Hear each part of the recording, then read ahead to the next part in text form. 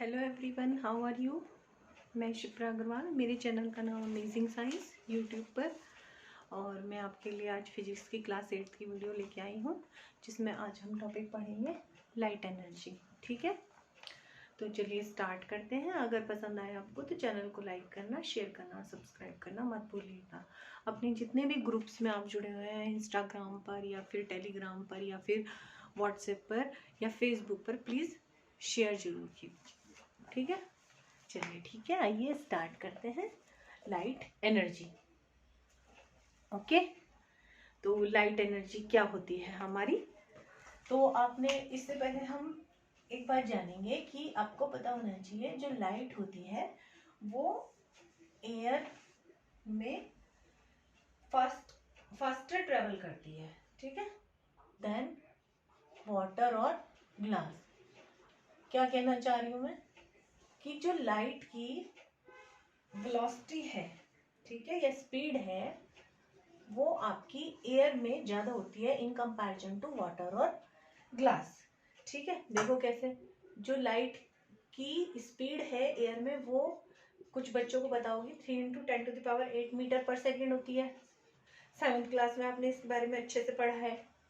Water में ये जो होती है 2.25 × 10⁸, है ना, मीटर पर सेकेंड। और जो ग्लास होता है, ग्लास में आपकी ये 2 × 10⁸ मीटर पर सेकेंड होती है। ठीक है, तो इससे ही आपको क्लियर हो रहा है भाई, एयर में 3 है ना, पावर तो सेम है 10 की, खाली डिजिट्स में डिफरेंस है ना। It is greater than 2.25 and 2। ठीक है, तो इसलिए हम कह सकते हैं कि जो हमारी लाइट की स्पीड है वो एयर में ज्यादा होती है, यानी कि एयर में फास्टर ट्रेवल करती है लाइट। ठीक है, अब देखो, इससे पहले आपको एक बात और जाननी पड़ेगी कि डेंसर और रेयर क्या होते हैं। आपने 2 टर्म जरूर सुनी होंगी, डेंसर रेयरर, है ना। 7th क्लास में भी थोड़ा बहुत, 6th में भी इंट्रोड्यूस होंगे आप इस वाली टर्म से। ओके, तो किसी भी मीडियम को हम डेंसर तब कहेंगे अगर इसमें लाइट की स्पीड डिक्रीज हो जाती है।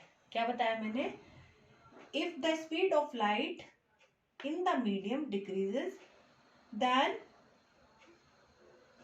the medium क्या होगा, डेंसर। ठीक है, जबकि अगर स्पीड ऑफ लाइट किसी भी मीडियम में इंक्रीज होती है तो आप उस मीडियम को रेयरर कहोगे। While it is said to be rarer if the speed of light in it increases। और यदि कोई भी मीडियम नहीं है, if there is no medium, then it can be more than 3 × 10⁸ metre पर सेकेंड। ठीक है, अब मैंने आपको डेंसर, रेयरर और स्पीड के बारे में थोड़ा सा इंट्रोडक्शन दे दिया, और धीरे धीरे दिया है ताकि आपको अच्छे से समझ में आए, क्योंकि ये बेसिक है। अब हम एक टर्म पढ़ेंगे, रिफ्रैक्शन। रिफ्रैक्शन, ठीक है, ऑफ लाइट। क्या होता है रिफ्रैक्शन ऑफ लाइट। ठीक है, रिफ्रैक्शन ऑफ लाइट से क्या समझते हो आप जानते हो कि जो लाइट होती है वो एक सीधे पाथ पर ट्रेवल करती है किसी भी मीडियम में। But when a ray of light travelling in one transparent medium falls obliquely on the surface of another transparent medium, यानी कि अगर कोई लाइट की बीम है या रे है, वो एक ट्रांसपेरेंट मीडियम से दूसरे ट्रांसपेरेंट मीडियम की सरफेस पर जा रही है, ओब्लिकली फॉल्स हो रही है, it travels in the other medium in a direction different from its initial path. तो जिस रास्ते से ये होकर आई है उसी रास्ते से न गुजरकर ये हल्का सा ऐसे हो जाएगी या ऐसे हो जाएगी। ठीक है, आ रहा है समझ में, यानी कि इसकी जो डायरेक्शन है वो चेंज हो जाएगी जब आप इसको एक मीडियम से दूसरे मीडियम पर भेजोगे।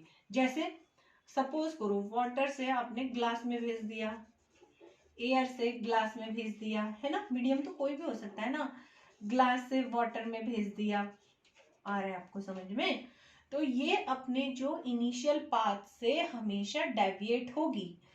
द चेंज इन डायरेक्शन, ध्यान से सुनना, the change in direction of path of light when it passes from one optically transparent medium to another।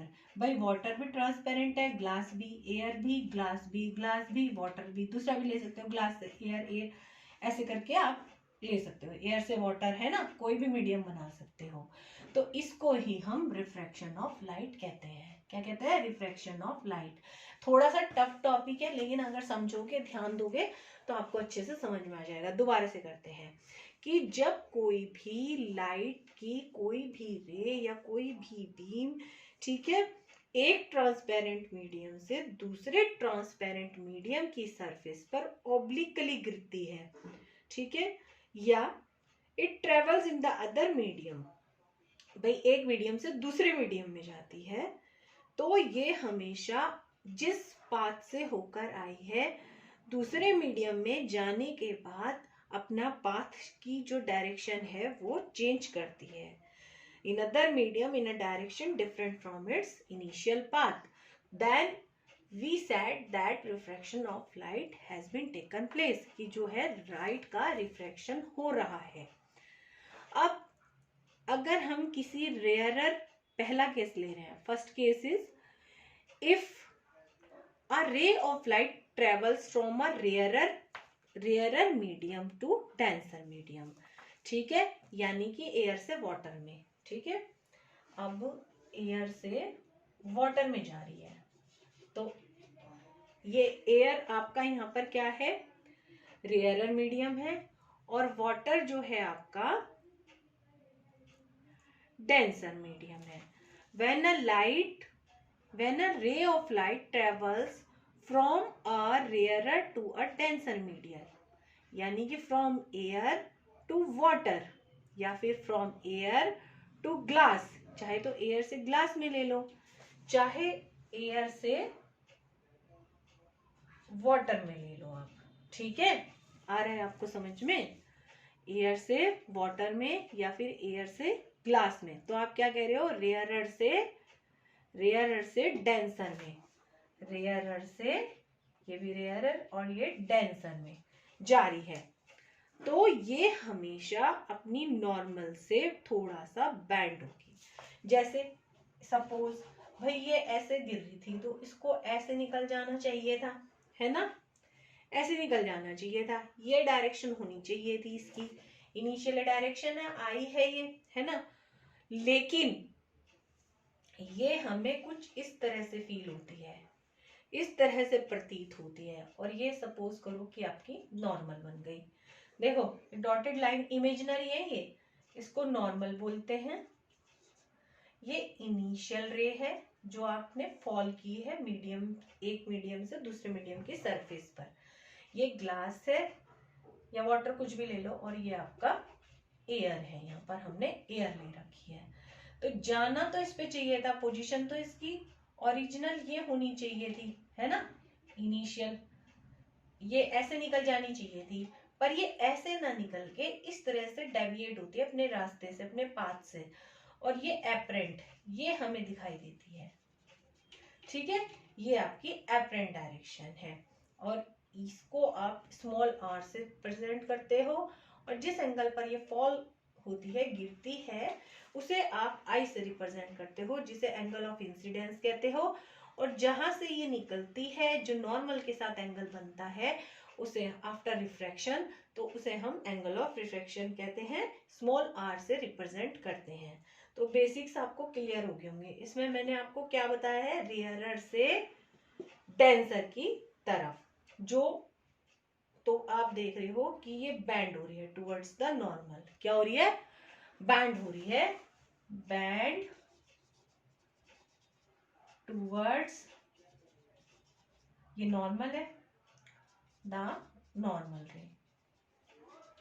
आपको ये कंडीशंस याद होनी चाहिए, ठीक है।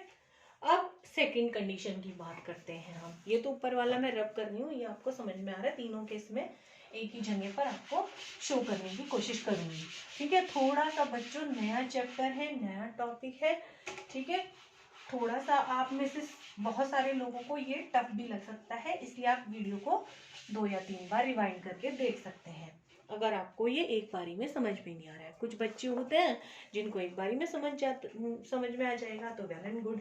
और अगर आपको प्लीज पसंद आ रहा है वीडियो तो शेयर कर दे अपने दोस्तों के साथ, उनको चैनल को सब्सक्राइब करने के लिए और लाइक करने के लिए जरूर भूलें। अब ये हमारा फर्स्ट केस था, है ना, रेयरर टू डेंसर। अब हम सेकंड केस लेते हैं कि जो लाइट की रे है जब वो डेंसर टू रेयरर मीडियम में जा रही है, यानी कि अपोजिट कर दो आप, है ना भाई, वाटर से किसमें कर दो, वाटर टू एयर कर दो या फिर वाटर टू ग्लास कर दो, है ना, ये तो सिचुएशन बनेगी। तो अब देखो आपका कैसे होगा। सपोज ये इंसिडेंट रे थी, है ना, यहाँ पे ये नॉर्मल ड्रॉ कर दो, इमेजिनरी होती है नॉर्मल लाइन, ठीक है।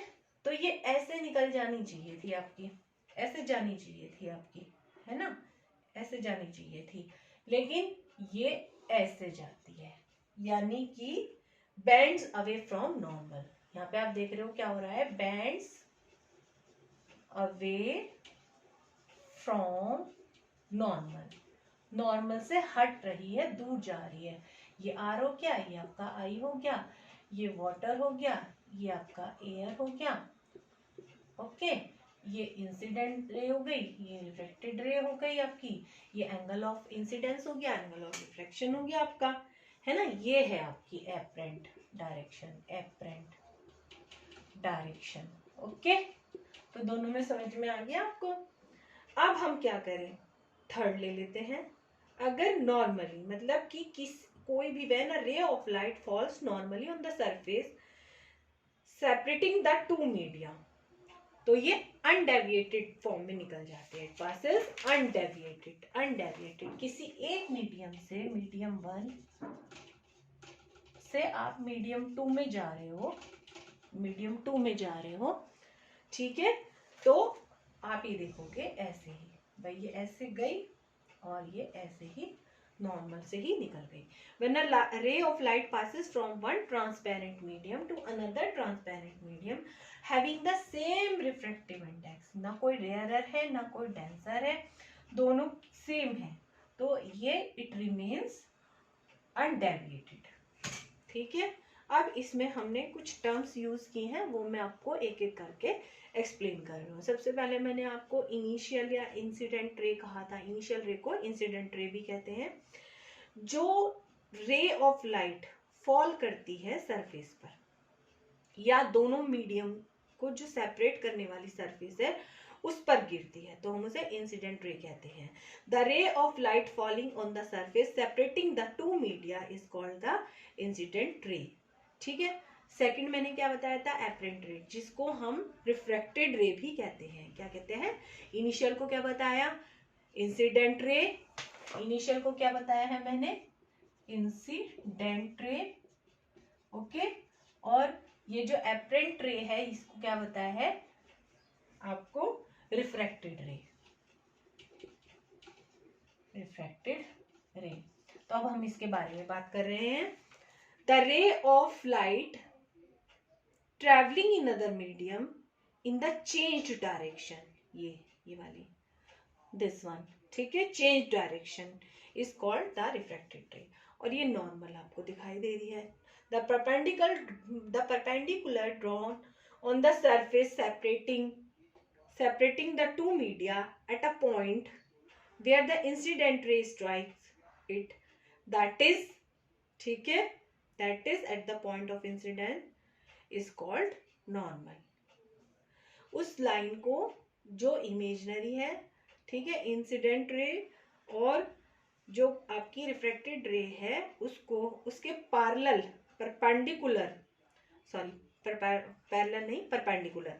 परपेंडिकुलरली आप ड्रॉ कर रहे हो, ठीक है, जिस भी पॉइंट पर आपकी इंसिडेंट रे स्ट्राइक कर रही है, यहाँ पे स्ट्राइक कर रही है, ठीक है, इसी से होते हुए आपने खींची है, ये ड्रॉ की है, ठीक है, इसे ही आप पॉइंट ऑफ इंसिडेंस कह रहे हो, है ना, पॉइंट ऑफ इंसिडेंस। तो इस लाइन को हम क्या कहते हैं, नॉर्मल। दोबारा सुनो, the perpendicular drawn on the surface separating the two media at the point where the incident ray strike it, at that is at the point of incidence is called a normal ray. अब angle of incidence जिसे कि आई से denote करते हैं, तो ये तो आपको पता चली गया भाई, एंगल बिटवीन द इंसिडेंट रे और नॉर्मल रे, जो नॉर्मल रे और इंसिडेंट रे के बीच में है, ठीक है, सॉरी ये यहाँ पे आएगा, सॉरी, ठीक है, तो ये वाला मतलब जो ये नॉर्मल है, ये ध्यान रखना है आपको, इधर भी ऐसे ही होगा, मतलब नॉर्मल के साथ ही इसका रिलेशन मेंटेन करेंगे, ओके, नॉर्मल के साथ ही हम इसका रिलेशन मेंटेन करेंगे हमेशा। तो मैंने क्या बताया कि जो नॉर्मल रे है आपकी और जो इंसिडेंट रे है उसके बीच का जो एंगल होता है वो एंगल ऑफ इंसिडेंट, रिफ्रैक्टेड रे और नॉर्मल रे के बीच का जो एंगल होता है उसे हम एंगल ऑफ रिफ्रैक्शन कहते हैं। REFRACTION, स्पेलिंग पे ध्यान दे देखिए, क्योंकि दो टर्म होते हैं, रिफ्लेक्शन और रिफ्रैक्शन। यहाँ हम मीडियम्स की बात कर रहे हैं, रेयरर और डेंसर की, और रिफ्रैक्शन की, रिफ्रैक्शन फिनोमिना पढ़ रहे हैं, इसलिए हम जो यहाँ पर रिफ्रैक्टेड रे लेंगे, एंगल ऑफ रिफ्रैक्शन लेंगे, ठीक है। इसे स्मॉल r से रिप्रेजेंट करते हैं, इसको स्मॉल i से रिप्रेजेंट करते हैं, ठीक है। आ रहा है आपको समझ में? तो अब मैं एक आपको अच्छा सा डायग्राम बना के उसमें और बहुत बढ़िया सी तरीके से बता देती हूँ, ताकि आपको ये टर्म समझ में आ जाए। ये 9, 10 में भी बहुत डिटेल में है, इसलिए बच्चों ये वेरी इंपॉर्टेंट, पूरा एक लाइट का जो है हमारा सेक्शन अलग हो जाता है बड़ी क्लासेस में जाने पर, इसलिए इसके कॉन्सेप्ट हमें बिल्कुल क्लियर होने चाहिए, और जो ये कॉन्सेप्ट्स 8th में क्लियर हो जाते हैं वो बाद तक हमारे बहुत काम आते हैं। तो देखो ये मैंने आपकी सरफेस ली है जो दो मीडियम को सेपरेट कर रही है, ये मेरा रेयरर मीडियम है, ये मेरा डेंसर मीडियम है। रेयरर में मैंने एयर का एग्जांपल लिया है, डेंसर में मैंने आपका ग्लास का एग्जांपल लिया है, ठीक है। अब मैंने यहाँ पर एक रे डाली, पहले बनाते कैसे हैं देख लीजिए, ठीक है। तो इसे मैंने इंसिडेंट रे कहा, ठीक है। अब यहीं पे मेरा जो ये पॉइंट था, पॉइंट ऑफ इंसिडेंस, इससे मैंने परपेंडिकुलर ड्रॉ किया, जिसको मैंने नॉर्मल रे कहा, है ना। अब अच्छे से समझ में आ जाना चाहिए आपको, बिल्कुल अच्छे से। ये बेंड टूवर्ड्स दिखाई थी तो बेंड टूवर्ड्स ही दिखाएंगे, जाना इसको कैसे चाहिए था, ऐसा चाहिए था, है ना, पर ये इधर को हमारे चली जाती है। और ये हमारा मैंने R बताया था एंगल ऑफ रिफ्रैक्शन, ये मैंने आपको I बताया था एंगल ऑफ इंसिडेंस, ठीक है। अब आपको समझ में आ गया अच्छे से, ठीक है। चले आगे, अब कंफ्यूज मत होइएगा। इसी तरह से अगर आप उल्टा कर रहे हो, यहाँ पे डेंसर ले रहे हो, नीचे रेयरर ले रहे हो, तो इसे आप अवे फ्रॉम कर दोगे ऐसे, भाई ऐसे जानी चाहिए थी, फिर ये R आपका डिफरेंट हो जाएगा। तो दोनों चीजें आपको अच्छे से समझ में आ गई हैं। अब हम जो हमारा मेन इंपॉर्टेंट रूल है उस पर आते हैं, लॉज ऑफ रिफ्रैक्शन। अब हम रिफ्रैक्शन के रूल्स पढ़ेंगे, लॉज पढ़ेंगे, नियम पढ़ेंगे। क्या होते हैं हमारे लॉज ऑफ रिफ्रैक्शन? इसे हम स्नेल साइंटिस्ट थे, उन्होंने दिया था, उनको ऑनर देने के लिए इसको हम स्नेल्स लॉ भी कहते हैं, SNELL और एपोस्ट्रोफी S, स्नेल लॉ, इसी को कहते हैं, इंपॉर्टेंट है बहुत, ठीक है। तो स्नेल ने 2 लॉ दिए थे, क्या कहा था उन्होंने, ये वाला कंडीशन हम हटा देते हैं, एक ही कंडीशन देखते हैं, ठीक है, वो तो मैंने आपको समझाने के लिए बनाई थी। देखो ध्यान से देखना, द फर्स्ट रूल क्या है या फर्स्ट लॉ क्या है, the incident ray, the normal ray, ठीक है, किस पर, at the point of incident and the refracted ray all lie in the same plane, सारी की सारी सेम प्लेन में रहती हैं। भाई एक ही तो प्लेन है, ये पूरा का पूरा एक ही तो प्लेन है, मीडियम डिफरेंट है, मीडियम से कंफ्यूज मत होइएगा, प्लेन एक ही है। फिर सेकंड रूल उन्होंने बताया था, for a given pair of media, 2 medium लिए थे आपने, है ना, रेयरर और डेंसर, एयर और ग्लास की बात करी थी हमने, है ना। For a given pair of media and given colour of light, मतलब भाई कौन सा कलर आप ले रहे हो लाइट का, विबग्योर से आपको पता ही है कि 7 रंगों का मिक्सचर होती है जो हमारी लाइट होती है ना, उसमें कौन सा कलर आप चूज कर रहे हो लाइट का, उसके ऊपर the ratio of the sine SINE एक टर्म होती है साइन, जया हिंदी में बोलते हैं इसको जया, ठीक है। मैथ्स में बच्चों ने जो टिक्नोमेट्री पढ़ी होगी थोड़ी बहुत, ठीक है, उसमें आपने साइन, कोस, है ना, कोट, टेन, कोसक, ये कुछ बच्चों ने पढ़ ली होंगी, सेक, ठीक है। तो इसमें जो सबसे पहला है साइन, जया जिसको हिंदी में बोलते हैं, टिग्नोमेट्री में आप अगर नहीं पढ़ा है तो पढ़ोगे, अभी फिलहाल बस ध्यान रख लो कि 6 होते हैं, इनमें सबसे पहले वाला साइन होता है, SINE फुल फॉर्म होते हैं, और SIN साइन से डिनोट करते हैं, साइन बोलते हैं इसको, हिंदी में जया बोलते हैं, ठीक है। ज्यामिति टिग्नोमेट्री की हिंदी में टर्म होती है, उसी से बना है ये साइन। तो क्या बताया थी मैं, for a given pair of media and given colour of light the ratio of sine i, यानी कि sine of angle of incidence to the sine of angle of refraction, क्या है जो आर, वो कांस्टेंट होता है, यानी कि साइन आई और साइन आर का अगर हम रेशियो लेते हैं तो हमेशा वो हमारा कैसा आता है, कांस्टेंट आता है, एक पर्टिकुलर लाइट के लिए और एक गिवन पेयर ऑफ मीडिया के लिए। ओके, कहीं पर भी किसी भी देश में अगर आप ये करेंगे तो वो कांस्टेंट आएगा कहीं पर भी। इस कांस्टेंट को हम म्यू से, म्यू एक साइन होता है, ठीक है, MEW, म्यू पढ़ते हैं इसको, इससे डिनोट करते हैं इस कांस्टेंट को, यानी कि म्यू जो होता है, mu is equal to sine i upon sine r. अब साइन आई क्या है, साइन आई, और इसको म्यू को क्या बोलते हैं हम, रिफ्रैक्टिव इंडेक्स, क्या बोलते हैं, रिफ्रैक्टिव इंडेक्स, ठीक है, रिफ्रैक्टिव इंडेक्स, ध्यान रखना। इसमें रिफ्रैक्टिव इंडेक्स क्या है, देखो सेकंड मीडियम से फर्स्ट पढ़ेंगे हमेशा with respect to the first medium, यानी कि यहाँ पर सेकंड मीडियम कौन है, ग्लास, म्यू, और फिर हम क्या पढ़ेंगे, एयर, GμA, ठीक है।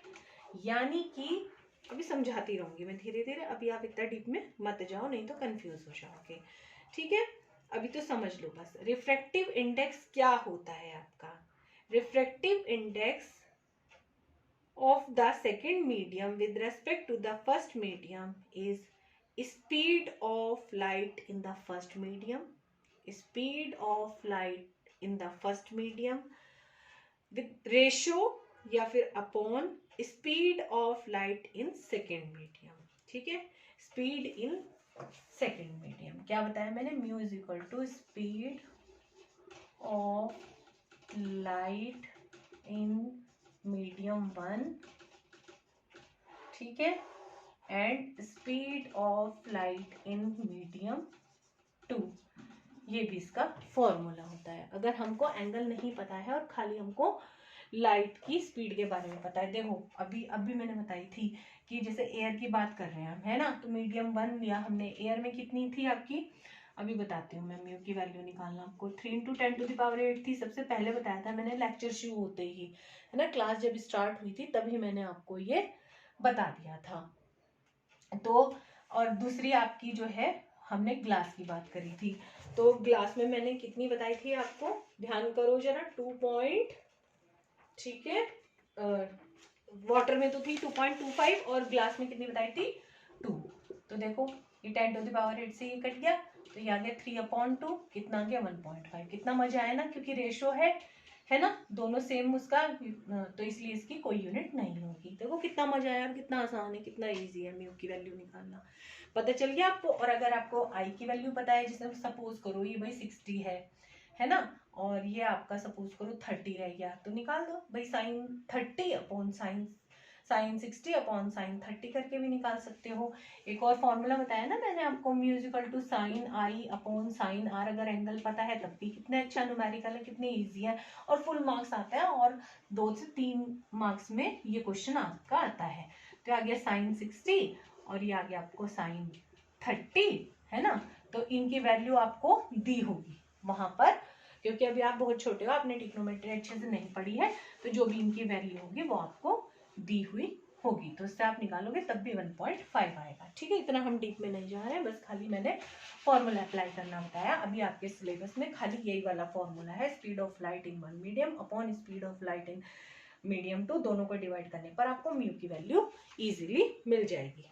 ठीक है, आगे आपको समझ में बहुत अच्छे से करना कर लेंगे आप सब लोग, है ना। अब देखो, जो हमारा रिफ्रैक्टिव इंडेक्स है आपको याद भी होना चाहिए। एयर में जो म्यू की वैल्यू होती है, म्यू इन एयर, वो हमेशा 1 होती है। ठीक है, क्या होती है? 1 होती है। The refractive index of air is 1। No medium can have refractive index less than 1। कभी भी 1 से छोटा नहीं होगा, हमेशा म्यू की जो वैल्यू होगी वो 1 से बड़ी होगी। ठीक है, अब देखो इफेक्ट्स ऑफ रिफ्रैक्शन। रिफ्रैक्शन के क्या क्या इफेक्ट्स हैं, कहाँ कहाँ पर आपके ये इफेक्ट्स दिखाई देते हैं आपको। ठीक है, आज खाली हम इसमें ही पढ़ेंगे, आपके और आगे नहीं जाएंगे, नहीं तो आप कंफ्यूज हो जाओगे। ठीक है, तो सबसे पहले जो है, आप जब the depth of water in a vessel when seen from air appears to be less. अगर आपने किसी भी, ठीक है, ग्लास ट्यूब में या फिर बाल्टी में या बकेट में कहीं पे भी वाटर भरा और आप यहाँ से इसको देख रहे हो, है ना, सपोज करो ये ऐसे आप इसको देख रहे हो, तो आपको फील होगा कि जो यहाँ कहीं पे आपको ये फील होगा, और एक्चुअली में जो इसकी डेप्थ होगी वो यहाँ तक होगी, है ना। तो इसका क्या रीजन है, क्यों होता है? जो सपोज करो कि ये आपका ओ पॉइंट है, यहीं तक होना चाहिए बल्कि, है ना, तो आपका ये ओ पॉइंट है सपोज करो, और ये आपका सरफेस है, ए है। ठीक है, और यहाँ पे आपको कहीं ये फील हो रहा है बी पॉइंट पर, ये सी पॉइंट पर, कुछ भी ले लो आप, यहाँ से आप इसको देख रहे हो, तो देखो कैसे भाई, ये आपकी इस तरह से, ठीक है, यहाँ से इंसिडेंट रे थी, ऐसे गई, और ये इस तरह से बैंड हो गई नॉर्मल से, है ना। तो ये आपका आंख में एंगल ऑफ रिफ्रैक्शन हुआ, और ये आपका इंसिडेंस हुआ। जाना तो ऐसे चाहिए था, पर चली गई ये ऐसे, तो जब आपने इसको पीछे ऐसे मिलाया, है ना, इस तरह से, और यहाँ पे होना चाहिए था, लेकिन ये चूंकि यहाँ पर बन रहा है आपका व्यू, तो ये यहीं पर आपको फील होगा। ठीक है, अच्छे से समझ में आ गया आपको। तो ये एक्चुअल इमेज है, ये आपकी इमेजिनरी है ना। तो ये इसमें आप म्यू में एक फॉर्मूला और नोट कर सकते हो, रियल डेप्थ जो होनी चाहिए थी, ये होनी चाहिए थी ए ओ, और दिखाई क्या दे रही है आपको, ए बी। रियल डेप्थ जो भी सरफेस की रियल डेप्थ है वो, अपॉन एपरेंट जो आपको फील हो रही है, एक्चुअली में है नहीं, एपरेंट डेप्थ, है ना। इन दोनों को डिवाइड करके भी आप म्यू की वैल्यू फाइंड कर सकते हो। ठीक है, आ रहा है समझ में आपको।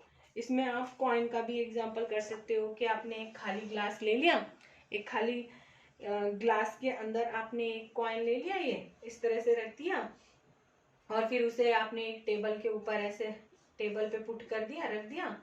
ठीक है, तो आप ये देखते हो कि जब आपको कॉइन जो है वो अलग दिखाई देता है आपको, मतलब जहां होना चाहिए वहां नहीं दिखाई देता है, या आपको यहाँ पर कहीं दिखाई देता है। वही इसका रीजन भी वही है। सपोज करो कि यहाँ से आप इसको देख रहे हो, ठीक है, तो ये इस तरह से कहीं बनना चाहिए था, लेकिन ये इस तरह से बनता है, इमेजिनरी। ठीक है, एपरेंट होता है ये। तो ये वाटर है, सपोज करो वाटर में देख रहे हो आप, खाली ग्लास में तो वही दिखाई देगा, जब आपने इसको वाटर में फिर फिल कर दिया तो तब आपको ये फील होगा। ठीक है, इसके अलावा आप और भी वो कर सकते हो एक्सपेरिमेंट इसके, जैसे आपने पेंसिल ले ली, है ना, पेंसिल रख दी यहाँ पे आपने, तो ये इसकी यहाँ पे टच कराई आपने, खाली में देखा, फिर आपने इसे वाटर से फिल कर दिया, फिर आपने इसकी निप को देखा या पॉइंट को देखा, है ना, तो आपको ये यहाँ ना दिखाई देके यहाँ पे थोड़ा सा ऊपर की तरफ बीच में यहाँ पर कहीं फील होगी। तो उसका भी रीजन यही है कि जो एंगल ऑफ रिफ्रैक्शन होता है वो हमारा, it is due to refraction of light from water to air that the pencil ABC appears as ABT। भाई ये बी सी दिखाई देनी चाहिए थी, लेकिन आपको ये ए बी डी दिखाई देती है। ठीक है, अब अर्ली सनराइज और अर्ली जो सनसेट है उसके बारे में थोड़ा सा और समझ लेते हैं हम। ठीक है, जब सनराइज से पहले और सनराइज सनसेट के बाद the upper atmosphere layers are warmer than the layer near the earth surface. जो हमारी अर्थ की सरफेस के पास जो लेयर्स होती हैं, ठीक है, वो एटमॉस्फेरिक लेयर्स उससे थोड़ा सा गर्म होती हैं, जिसकी वजह से वो क्या हो गई, एटमॉस्फेरिक लेयर्स हमारी डेंसर हो गई, है ना, वो सॉरी रेयरर हो गई, और जो हमारी अर्थ की सरफेस है वो कैसी हो गई, वो डेंसर हो गई। तो when the sun is just below the horizon the light from sun while coming towards the earth suffers refraction from a rarer to a denser layer, so it bends towards the normal at each refraction. ठीक है, और due to continuous bending of light ray at different successive layers the sun can be seen even when it is actual position is just below the horizon। ठीक है, इसकी वजह से हमें जो है ये सुबह को महसूस होता है थोड़ा सा होरिजन पर उगता हुआ, निकलता हुआ। शाम को भी ऐसे ही होता है, सन is seen delayed by 3 or 4 minutes अब longer above the horizon after the sunset। तो ये दोनों के दोनों फिनोमिना जो है वो किसके ऊपर बेस है, रिफ्रैक्शन ऑफ लाइट के फ्रॉम द सन। ठीक है, मैं आपको इसे थोड़ा सा हल्का सा जरा सी वीडियो 1 मिनट की और लेंथ भेजूंगी, कोई बात नहीं, लेकिन आपको ये क्लियर हो जाएगा अच्छे से। कई बच्चों को थ्योरी से समझ में नहीं आता है। ठीक है, तो आप जो है इसमें देखिएगा, जैसे भाई ये आपकी अर्थ है ना, और ये आप हो अर्थ के ऊपर, यहाँ पर ऑब्जर्वर है ना, ये आप खड़े हो, सपोज करो ये आप हो। ओके, ये आपका हॉरिजॉन है, हॉरिजॉन ड्रॉ किया हमने, है ना। तो यहाँ पे ये इस तरह से होना चाहिए, ये सपोज करो थोड़ा सा इसे डायग्राम की वजह से ना मुझे इधर बनाना पड़ेगा इसको, यहाँ पर बना लेते हैं। आप यहाँ पे हो, है ना, ये आप ऑब्जर्वर हो, तो ये इस तरह से कुछ यहाँ से निकलकर ऐसे होता है। ठीक है, ये इस तरह से, ये एटमॉस्फेयर है, ये आपकी अर्थ है। ठीक है, और ये एक्चुअल पोजीशन है सन की, एक्चुअल पोजीशन ऑफ सन, है ना, ये सन की एक्चुअल पोजीशन है, लेकिन ये इस तरह से एपरेंट है ना, रिफ्रैक्शन की वजह से यहाँ पर आपको ये फील होती है, ये एपरेंट है, APPRENT, एपरेंट पोजीशन ऑफ सन। ठीक है, आ रहा है आपको समझ में। तो ये रिफ्रैक्शन का फिनोमेना है भाई, ऐसे ये बैंड हो रही थी, लेकिन ये इस तरह से हमें फील होती है। तो आज की वीडियो में बस इतना ही हमारा। आई होप कि आपको बहुत अच्छा लगा होगा और बहुत बढ़िया से समझ में आया होगा। अगर कोई भी क्वेरीज हो तो please you can ask from me. ठीक है, तो मेरे से पूछ सकते हो आप कमेंट बॉक्स में कमेंट करके। चलिए ठीक है, शेयर करना, लाइक करना और सब्सक्राइब करना मत भूलें। Thank you, take care, bye bye.